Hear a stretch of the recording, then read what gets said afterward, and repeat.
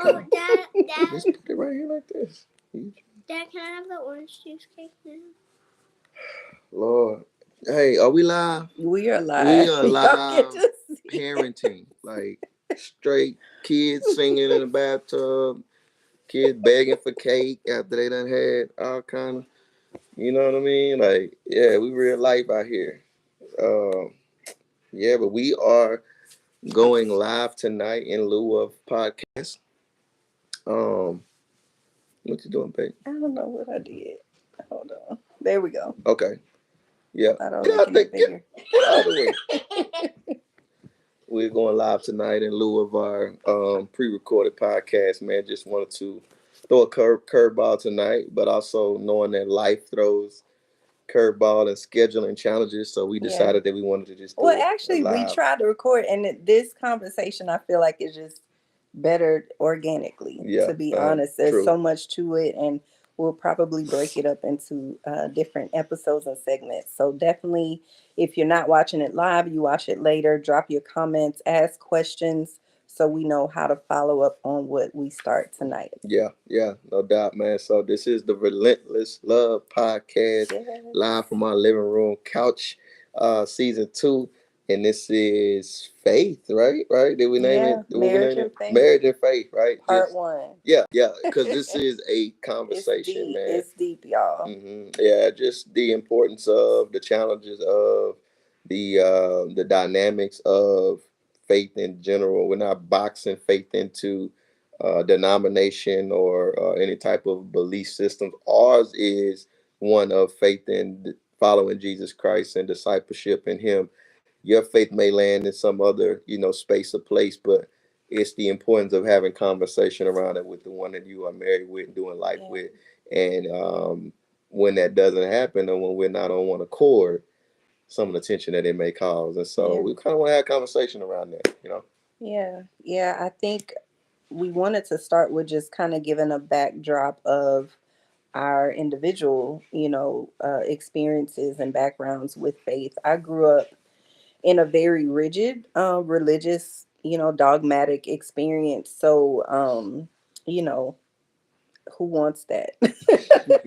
So I ran from it for a long time until my early 20s, 2 years before I met Brock.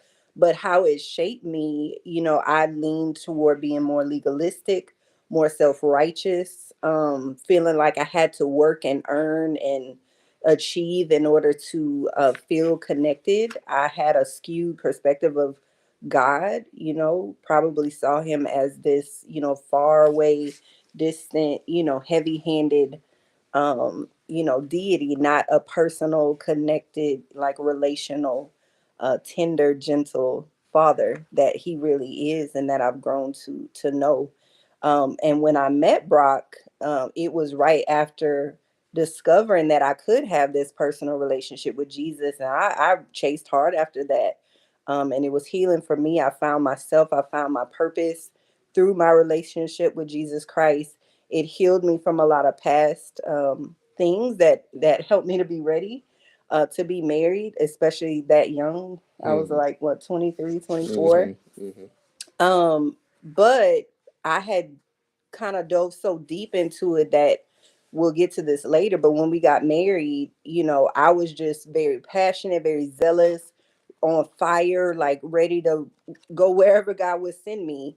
Right. And then my husband wasn't quite there. So I let him kind of share his experience so that we can understand the context of this tension that is very common in marriage. Right. Yeah. So, my childhood and, interaction with faith was one of occasional church, attendance. But my mother always had, a strong relationship with God in her own way. It wasn't religious. It wasn't filled with Sunday, Bible studies at home, this and that. It was more of an organic, just, man, God is good. God provides for our family. Just an encouragement of me to, man, one day you're going to have to trust God for how your life plans out, and that mom and dad may not always be there. But there was also this, when her schedule permitted, we would attend church, and it was just information. Mm-hmm. It wasn't necessarily something that just really resonated with me in my heart and made me really just thirst for faith and religious activity. It was more so like, man, that's interesting. Man, I'm just discerning how people act in church, how people behave in church, right? Like people sing songs, and then there's a guy that gives this message about God and Jesus, and okay, right? I think as a teenager, something touched me a bit, and I responded. I felt something a little different, but it wasn't this just like I'm a church kid. You know, I Yeah. got youth group and I got all that stuff was new information to me when I got to be a young adult in my early 20s and really got to like kind of like take my faith serious. Like youth group, like oh, kids meet on Wednesdays and kind of connecting, Yeah. and there's Bible studies and there's all this other stuff. Like what is this? This is new. Right. So it was just really like a new thing to me in terms of taking faith seriously versus it being an afterthought. Mm-hmm. And so, you know, in context of me having that experience as a kid and then meeting you at a point to where I kind of want to take it serious now. I wasn't as where you were with you already like, yeah, I'm just fully locked in. I was kind of like, okay, I think now is a good time for me to maybe put this at the forefront of my life. Yeah. Right. And so that was like my context of what faith was for me and what it was as I was leaning into, man, I think I found my wife. I think this is something Right. different. That's where I was landing my plane when we was like, let's Yeah. get married, you know? Yeah, and when we met, I know you reference often like we worked together. That's initially how we met. Mm-hmm. And I would have my Bible out. Like I was just so hungry Yeah, I was like, to she know. taking this thing serious. Like, I don't think I met anybody else that Yeah, took this serious like that. Like, I knew people that was like, yeah, I love God, this and that, right? But I yeah. was like, you taking it serious, bro. You got Yeah. Well, Bible it out. was You, real because there were points, I don't know how much of my story I've shared, but being homeless, living out of my car, experiencing Hurricane Katrina, like losing almost everything. And I was so independent before that. So I grew to be so dependent on God and hungry for that. Like I needed mm-hmm. it. Right. And And when I say you taking it serious, I didn't take that as a negative. right. So I'm not even saying that you taking this serious like you was a weirdo or something. I was like, yo, this is dope. Right. Like, look at her. She fine, beautiful, pretty, like got things she's pursuing, and she taking God serious. Yeah. Like and it ain't just some like fabricated, Right. fake Christian type Well, stuff. I It's like, shared that because I know there are a lot of wives and even sometimes husbands that they feel hopeless, like, man, I'm on fire, and I just want my spouse to be on the same page with me, pursue this with me, and when we get to the end of it, like I want them to know that there is hope, even though you might feel mm-hmm, discouraged, you might feel alone, you might feel frustrated, you might feel like you're not being covered, like all of these feelings, like there is hope. So though I may have been farther along, I was even considered a leader in the churches that I served very young. And when we got married, we were both very active. So I want to say that too. Like we had a lot going on mm-hmm. in our marriage, feeling like roommates, a lot of tension, but yet we were still going to church every Sunday. We were serving faithfully. Like, Well, don't get too far ahead because I want to paint the context to some of that. well, You my kind of bad. jumping ahead with something like, hey, hold on, baby, chill. You know what I'm saying? I'll just play. I want them to understand the dynamic of the fact that and just because I don't, we're not preaching at you. We're talking from Yeah, experience. We didn't sit down and have a heart to heart of a like faith conversation right, prior to getting married. right. We just kind of had I guess, assumption and discernment. Like, oh, you believe? I see you got your Bible out, man. You Yeah, believe? You really believe God? You would trust God? And I was yeah, more we're so on the like, same I page. was more so. You just evaluated that I was seeking, that I was Hmm. like seeking to insert faith seriously in my life. But we didn't sit down over breakfast or lunch or something and be like, so tell me, what do you believe about this or that, or how important is faith to Right. you, and what do you see God doing for you and your future, and Yeah. which way are you? We didn't do that, and I think that was a step that we could have taken Hmm. that would have had prevented some contention later when we got married versus us just making assumptions and not really being aware that that's a healthy conversation to have. Right. It's not that you're going to dismiss anybody. It's just, can we talk about it Yeah. first? You know what I mean? To know where you're at. Right. Because that it matters. Yeah. But if y'all know our story, we could barely talk about We can talk we about couldn't it. talk about food at Taco Cabana. Yeah, So yeah, we how was we out going of there. and that's the reality when you struggle to communicate and connect emotionally, then it's only to be expected that how are you going to pray together? How are you going to talk about deep things, right? Because there's this you have to get rid of the tension and the wall, Hmm. and the negative assumptions and beliefs that you Right. have. And we had a lot of them. I We think there did. was expectations that we Right. didn't get to, that we just assumed were going to be met. There was even contention and competition and insecurity and Yeah. just control and Yeah. all kind of things that played a role simply because we didn't really just talk well Hmm. prior to getting in the full mix of being married and trying to build a life together. Right. And so that marriage and faith are the importance of that. It's just really a conversation of, can we talk about it? Are Right. we, like you said yesterday, are we equally yoked? This turn that goes, are we equally yoked? And we want to kind of unpack that because we hear that statement, especially in the Christian realm, and all the time, like, are we equally yoked? Are we equally yoked? Are y'all equally yoked? Y'all don't. Well, what does that mean, right? And how do you determine that? Right. And what does that look like? Because that's kind of the tension that Right. that comes up. Is that really, are we on the same page? Is what it really Hmm. means.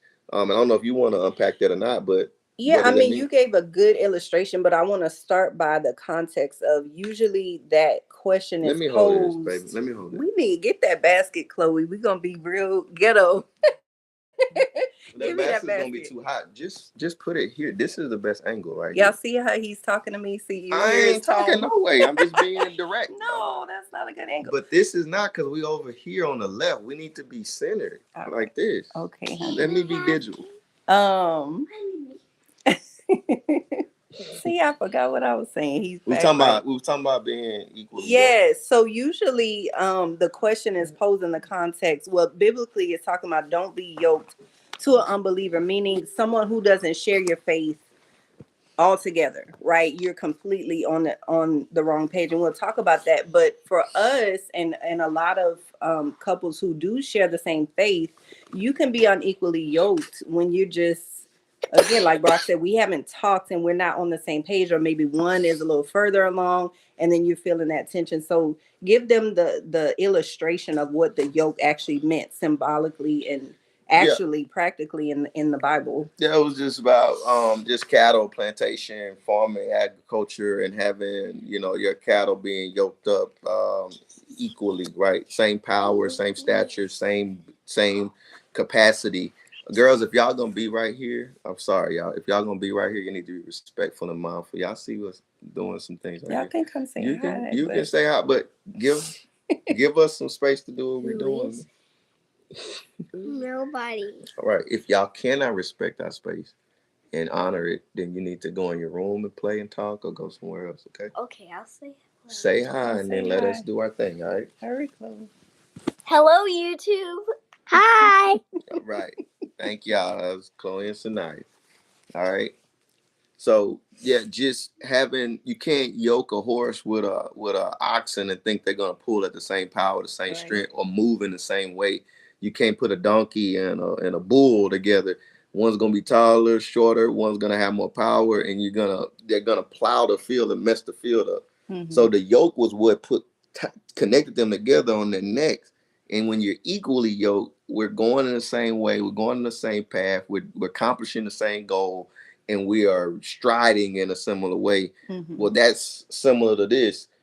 If Dominique's pulling that way, Yeah. and I'm pulling this way, how are we gonna accomplish what we set out to be together to do, Right. if we're unequally yoked? Right. But also it's putting strain because as we're pulling with that wooden block around our neck, it's like almost choking you and choking the life out of you. It's stress, it's strain, it's tension. So even though there's not a physical yoke around us, Girls, go in your room, we please. feel it. We feel the tension. We feel the strife, right?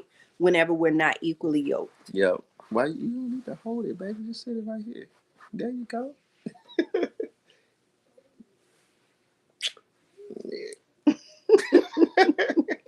Yeah. So that was conversations that we kind of didn't really process when in terms of faith. So when we got married, there were just certain expectations and vibes and perspectives and outlooks on what our marriage was going to look like, and the roles and what role would play. And then again, some of the context of, man, you were kind of more further along and more passionate and more committed in your faith and belief system. And I was just kind of like, yeah, this is a new world to me. Yeah. I'm just trying to figure it out. I don't really know all these things, but I just know something's missing and I need to lean Yeah. in to this a It little was bit. kind of this attitude. It don't take all of that. Like, that's weird. That's, Yeah, it was like, this So is I extra. felt a lot of judgment. I felt like I couldn't show up authentically. I wasn't trying to mimic anybody. I was being who God had shaped me into. And so I felt like I had to cut that off in order to connect with you. And so that created a lot of frustration. I felt stifled. I felt resentful after a while. And again, we're not connecting on that level where I'm feeling enriched and coming alive and getting clarity and vision. But then I can't talk to you about it. I can't experience it with you. So it felt lonely at times. And I'll be honest, I remember after we reconciled, y'all go back and listen to our story. When we reconciled, that was the one point where I actually contemplated divorce, because I was like, listen, God is just showing me so many things and I'm ready to obey. I don't want to have to say no to God, to honor my husband. And God, I had to wrestle with God over that, because he was like, no, I want you to honor your husband and wait on your husband. And so he really dealt with me and humbled me through that. And that was even after like our broken season of being separated. But he taught me a lot. I joke a lot that when I studied missions at Christ for the Nations, I learned more about marriage than about missions and cross culture. Because how am I going to go across the world and share the gospel, right, and minister to people, and I can't humble myself and like show compassion toward my husband? So God really, really transformed my heart, renewed my mind, and that equipped me for service and ministry.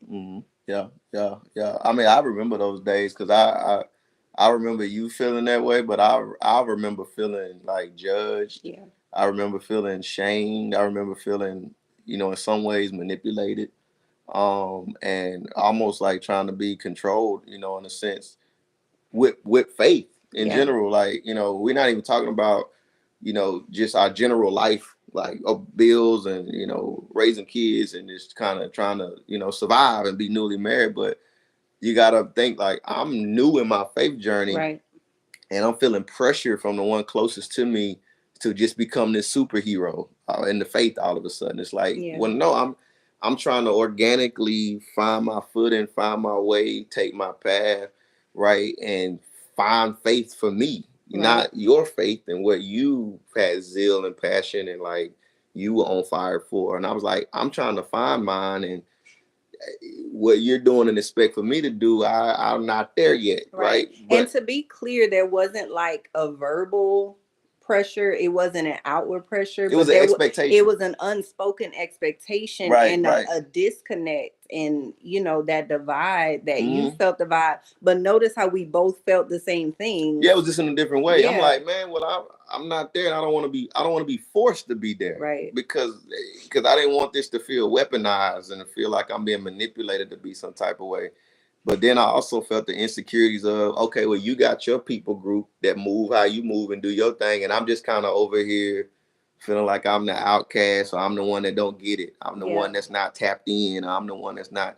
So then that gives me negative beliefs towards, but y'all just, what I mean, y'all just doing y'all own extra stuff. And I'm Right. just over here kind of sitting in the normal space of, I'm just trying to figure it out. Right. And so you're feeling judged and rejected and like you can't be yourself.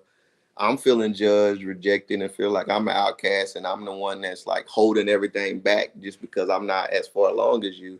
So just look at all the mind games, the insecurities, and the chaos that can Yeah. happen simply because we can't have a healthy, Right. safe conversation around Open, honest. faith Yeah, and that could get have to dispelled all of the confusion, all of the chaos. that And broke guess us what? down. Right, and the enemy just added fuel to Oh that yeah, yeah, fire. it's crazy. And so in addition to feeling judged, alone, and all of that, then I felt uncovered. I felt like I wasn't protected. So then I was harboring bitterness and Mhm. resentment towards you because you not stepping up, and You're you not, yeah, you're not being the and spiritual God is leader of the like, home. You're not being all chill, that. I got you. Trust me with you, trust me with your son, trust me with your Yeah, marriage, and trust me with your husband that I can lead him. yeah, yeah. And this, for those tuning in, I'm sure if faith in any way, again, we're not talking about what you put your faith in. It's just your belief system where you're Yeah, trying.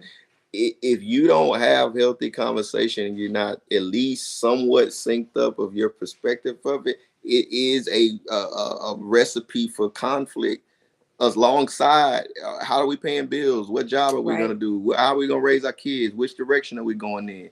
Well, you're growing and going this way and I just don't really want to go that way.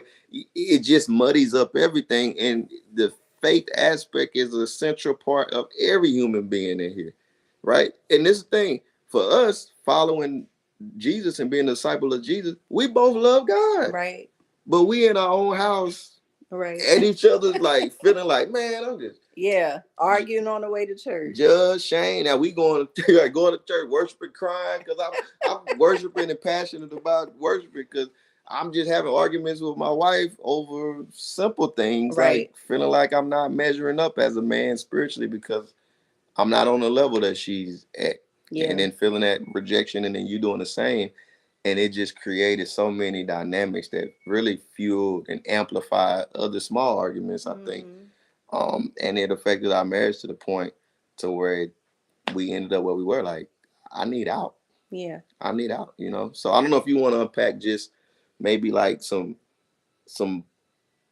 particular points of like spiritual leadership and like expectation of headship and all that, or do you want to maybe wait a little bit on I that? what I kind of want to do is look at, okay, what do you do when one, or what can you watch out for when one spouse might be stronger than the other, right? So that you're not dominating, and I see how you somebody was can, thumbing up early. I don't know who's yeah, on. I drop something in appreciate the you chat. for thumbing up.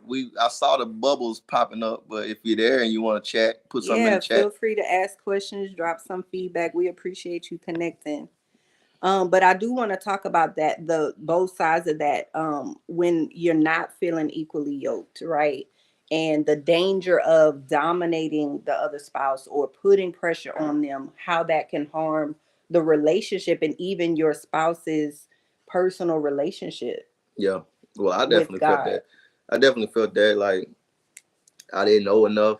I Hmm. wasn't further along enough. Maybe I wasn't passionate and expressive enough, or feeling that measurement of, man, they're crying and worshiping loud and doing this, or they're reading more than me and they're doing things, and I'm just kind of like, I'm just here trying to figure it out. Then I don't feel like I'm measuring up or meeting the standard or the Right, metric, and it creates one a competitive perspective, like, okay, well, this is a competition of right, who's more holy and who's more connected to God and who.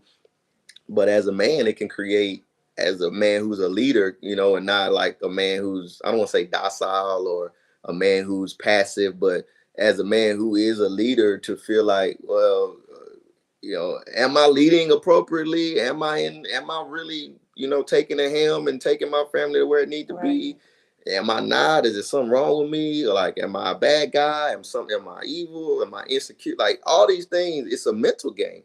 And it's simply because maybe one person's further along than the other in something that is faith based. yeah, It's spiritual. You can't touch it or you can't quantify it, right, right? But it's just a discernment of, man, there's an expectation for me to be right, up here and I ain't there yet.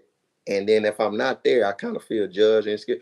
And it can make you just want to shrink back and be like, right, man, I ain't gonna never be enough anyway, man. I ain't never right, gonna be there. So let me just chill because, right, and you combine that with all kind of other conversations where it may be harsh or cut or nick here and there. You can throw your hands up all together as a person and be like, man, just forget all this church stuff. Like right, I'm gonna do my thing.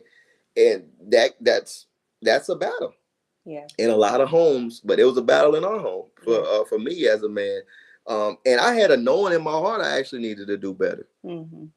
But right? I wasn't affirming you. Like, I was so focused on what you weren't doing, both spiritually and otherwise, because we Mm-hmm. weren't emotionally connected either. But I was so focused on that I wasn't appreciating the effort. I wasn't verbally affirming you and building you up like, man, I do appreciate that you going to church with me, that you are serving. I love that you're worshiping, you're trying to tap into your gifts. I wasn't doing that so that you would, arise and step up. You were shrinking back because I didn't say anything. Mm-hmm. And again, just to point to what she's saying, I knew I needed to do, but that's why I was doing all that stuff. Right. Like my whole life changed like quick. I was like, and this is something I want to hit on, but we may hit it on part two. But when I made the decision to flip the switch, I was like, I'm finna change everything. I'm finna Right. stop smoking, stop drinking, stop cussing, stop clubbing. I'm finna go to church. I'm finna be at Bible study. I'm gonna show up to church on Sunday. I'm gonna join whatever. Cause I want to be in. Yeah. Right. And in doing that, I'm like, hey, look at me. Yeah. Look You what were I'm doing. performing. I'm performing, but look at me. Give me some kudos. And it's not. This is not me saying that you're to blame, but I didn't feel like I was getting the cool. I still felt like, well, that ain't enough. Right. That ain't enough. That ain't enough. You need to do more. And it was like, well, I'm trying to do as much as I can right now, as best as I can. Yeah. And again, this is because we never really sat down and had a healthy, safe conversation around, man, what is faith to us? What is it to you? Where are you at? Where are we going? What are we doing? It was just all a head game, mind game, heart game, and assumption game, and a expectation game. Right. That led to us having misunderstanding Right. about this important thing called faith in our marriage and where we both see ourselves in that. And I want to clarify, there's nothing wrong. There is an expectation for a husband to be a spiritual leader. Mm-hmm. The issue is, where's your heart though? Like, checking your heart. Am I resentful? Am I angry at you? Am I criticizing you? Am I looking down at you because you're not doing it? Am I beating you down with my words? Mm-hmm. Right? Saying, why don't you do this? Nagging you about it. Mm-hmm. And for me, I wasn't doing that, but in my heart there was some contempt. And I just remember God saying, like, taking me to, I think it's Second Peter, like, a wife, through her actions, her grace, her love and compassion, you can win your husband over without a word. Like, your actions speak louder than your words. And that goes for both a husband and a wife. Like, you loving them and demonstrating the grace of God, modeling that, that's what's going to win them over. The kindness of God that leads somebody to change their mind and change their way of thinking about it. That's what it is. Not your words, not being critical. Right, yeah. And just the safety to take the journey. Right. Just providing a safe space for each person to take their journey without again, quantifying, measuring, comparing, or having an unrealistic expectation that you supposed to be here, and if you're not here, then our whole world gonna fall apart. Okay, now this is getting into a deeper thing of like, who's the security and safety net of the marriage? Exactly. Is it the man and his faith, or is it God? Right. Is it that me and I hold our whole destiny in my hands, or is it that God holds me and your destiny in our hand, and He's in control, and He's the one that's gonna build me into who I am the same way He's gonna build you? I can't manipulate or control that. Right. I can just provide a safe place and be a safe influence to it, versus trying to be like, get right with God, do it this way, be this way, level up. Like, don't do that. Don't do that to each other. And here, so on the flip side of that, the tricky thing too is that strong spouse might put so much faith in their prayer life or their relationship that I'm gonna pray hard enough, and God's gonna do what He wants to do, whether you praying or not. We can partner with God in prayer, but God cares more about you getting your heart toward your spouse right than you doing all of that religious activity. And so sometimes we can be the barrier, we can be the stumbling block for our spouse because we need to chill and dial it back. And love them, meet them where they are. Because I would even say, like, ask God, like, yes, help me to see my spouse the way you see them, but also,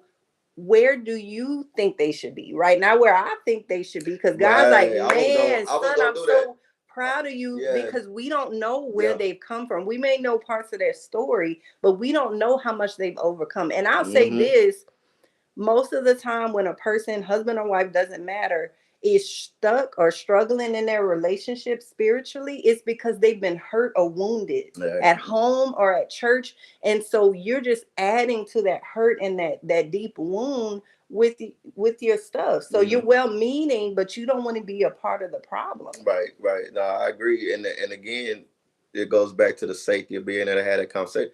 Imagine being able to have a safe conversation before you got married or in the early years of your marriage or wherever you find yourself, where you're able to be like, man, can I tell you about, man, when I was at church and I got hurt by Yeah. this person or that person, or I heard a message that was just really scarred me, and man, it just Right. really, and that's why I'm a little hesitant.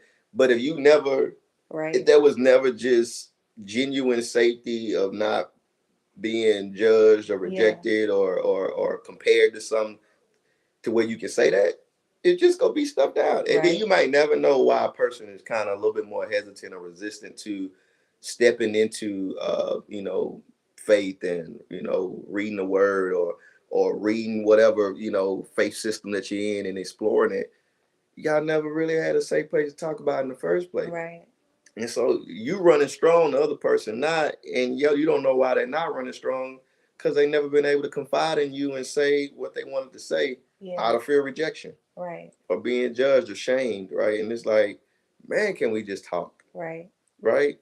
And there's ebbs and flows to it too. There's season where you might be running strong faith, and then there might be a season where you may fall from grace, or you may just get weak and tired, and you need this person to be gracious and kind and welcoming and not judgmental to you, Right. but maybe for them to kind of rise up a little bit. And it's kind of just this flow of complementary faith. It may not always be we just equally revved up. We got to give space for people to grow and organically be who God wants them to be in that season. Yeah, right? And we can't get caught up on what the outward expressions are, right? Because God looks at the heart, right, and the intentions of the heart, not just the out. Because it's a lot of people doing a lot of outward stuff. What? And say that again. What? And God's like, I don't even know you. Like, who are you? Right? And so we have to be careful of that, especially if we grew up in a denomination or a certain faith perspective where it's very legalistic and works based. Yeah. Just be mindful of that. Take your journey, take your self-discovery journey, but just be it's not performance based. Yeah. This is not performance. It's just, am I open to learning more, to growing more, and wherever you're investigating your faith and your belief, because we all got faith. We're gonna put faith in something, right? We're gonna put faith in ourselves. We're gonna put faith in science. We're gonna put faith in money. We're gonna put faith in whatever you may land, right? Am I safe to just explore it and see what it is, right? We just are people of faith in Jesus Christ is the way, the truth, and the life, and that He's the model, He's the example, He's the Son of God, and we follow Him. He gave us the access. It's an evolution and a journey of learning more about who we are in Him, and that may look like you sprinting right now, and I'm jogging, and then maybe you come down from a sprint to, man, I'm just kind of walking, and then now I'm sprinting, and then we kind of go ebb and flow. Yeah. We can't put expectations that are unrealistic. And when I got out of the way and truly let go of trying to control, even though it was inward, but when I was like, God, listen, you got this. I'm trusting you with my husband. Man, you began to blossom and you grew so quickly and deeply in the Lord. It wasn't, it was so much that He unlocked, but I had to just take my hands off of it. And that's what I would encourage, a spouse that's staying in it. It could have been decades, years, ask God, what am I the stumbling block? And what can I do to help water my spouse? But I do want to speak to that other side, for the husbands, when husbands don't step up and that stress and strain it can put on a wife. Yeah, I was gonna say that too. In lieu of all that we talked about tonight, there is a responsibility in our belief system, and I think God created marriage. Yeah. Marriage is spiritual, it's physical, it's emotional, it's all the other O's, right? But it's spiritual too. we can't just simply be married, have sex, and have kids, and build a home, and do all that, and ignore the fact that there's a spiritual and soul component to us connecting. And if I as a man ignore that part of me for whatever reason that we can justify it or excuse it, we're neglecting the health of our relationship here, our kids, our future, and it's to the detriment and effect of your well-being and my kids' well-being. For whatever reason that we may downplay it and be like, I'm not really like that. I don't really understand. I'm not into all that. We can say whatever we want to say. But if we neglect our spiritual health, it affects us and everything around us. Yeah. So we do have a responsibility to level up, to grow up, to mature, to learn. If we can learn how to make money, if we can learn how to do all these other things, we have the mental and emotional wherewithal and physical wherewithal to go somewhere, pick up a resource, and say, I would love to get more understanding about this. Right. We have to take ownership of that. Right. And we have to put our, I won't say excuses, put our justifications on the table and say, is that really real or is that an excuse? Right. We all got to do it. But for men, we need to do it because we're accountable. That's right. For our marriage and for our well-being, the well-being of our home. And so I had to kind of take in consideration some of her expectations, however they came off. Maybe the way they came off might have been not, but in reality, a lot of it was actually real, right? And there were real desires, and it wasn't malicious desires. You desire better for me and for us. It just was perceived, and we didn't communicate well enough. But they were legitimate desires that were for the well-being of both of us. Right. And I just had to get to a place where I wanted it as well, and God got me there. But that's a legitimate expectation, because if as a husband, if you don't, then it almost puts the pressure on the wife to overcompensate, to step in and take on a burden that really it's not hers to carry. And again, it creates that resentment, but it also is not setting the right model and example for the kids. Right. But that's the story. I know you were saying it was the praying mama and the praying grandma. Oh it's the for Black culture, right? I can only speak for Black culture because I'm not white and I'm not Hispanic and I'm not Asian or anything like that. I'm me. We always hear, man, I had a praying mama. Man, I had a praying grandmother. Man, my grandmother took me to church. My mama took me to church. And these are realities, right? These are realities. It's my reality too. Man, what about the stories of the praying daddy, the praying granddaddy, the praying uncle, the praying that was present and that was an example of a man who's a real man. When I say real, I mean a genuine man, comfortable in his own skin, but confident in his spirituality too. And it's not overly religious. It's not overly like, it's just like, hey man, get your spirit right, man. Pray for your family, man. Tender. Learn and grow and like be like, man, what about that? Right. That's missing a lot of times because it's strategic. Yeah. If we can get the men to be spiritually weak, spiritual Pee Wee Herman, I used to say that spiritual Pee Wee Hermans, no judgment on Pee Wee Herman, but spiritually anorexic. Right.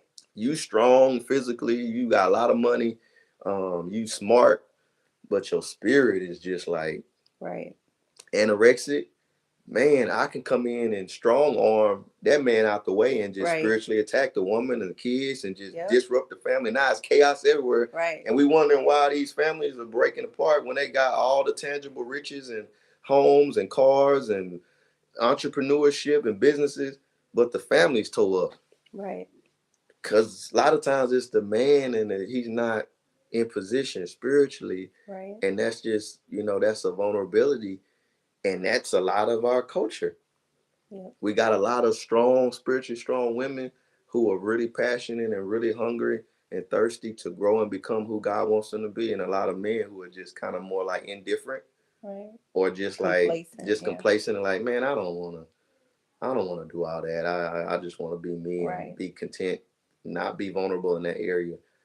It's to the detriment of us and our families, you know? Yeah, but it's the perfect time of year to get it right. Jesus is the reason for the season. So if you don't know him, learn about him. He's not what most people think about him. Facts, He's facts. a cool guy. Yeah.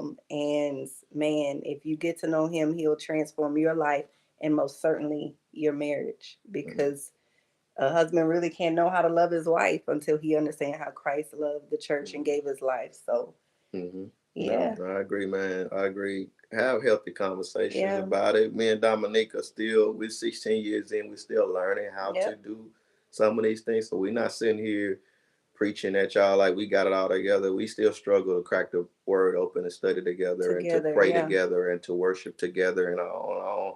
We're working on building that muscle up to be mhm, stronger. We're yeah, aware of it and we're trying, but we understand that it's a fight, mhm, right? And then you have to kind of get uncomfortable and fight for it. And we're trying.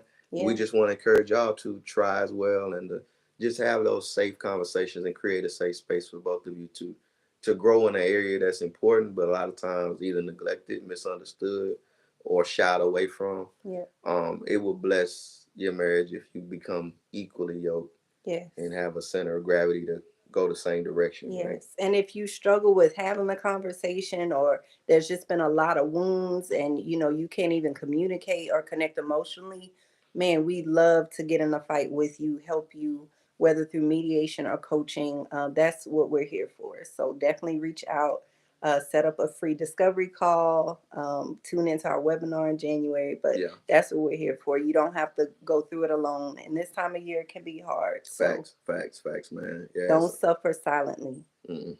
Reach out to us, man. We love y'all, man. But we want to tap in live tonight. I saw a lot of Do it a hearts, a little lot of different. people chiming in. I don't know if we have any comments there, but Yeah. feel free to comment if you watch this back later or if anything stood out to you what we talked about.